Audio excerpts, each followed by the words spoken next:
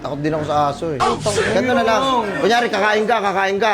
Mainit niya yung pagkain mo. Hindi mo makain. Hihipan ko siya. Tang ina, basic na kaya ko yun eh. Wait lang, may humihingi ng tulong sa akin. Naririnig ko. Ay, gagawin lang, parang gusto ko bawiin ba siya, ano? Yung 5K ko. Sino nanghihingi ng tulong dyan? May nanghihingi mo ng tulong? Wait lang, may kailangan muna akong tulungan. Boss, wait lang, parang gusto ko muna bawiin ko muna yung 5K ko na lang. Bakit? Bawiin ko lang, tangina, basic lang naman yung kaya mong ibigay na tulong eh. Hindi, ano na to eh. Siyempre, at least kahit paano, kilala na kita. Tanginang yun. Paano pag yung pusa namin napunta sa kalahati ng tower? Kaya mo akitin yun. Oo, lilipad lang ako. Lilipad na ako, tangina mo. Oo. Sige Boss, wait na. lang yung barbell mo, boss.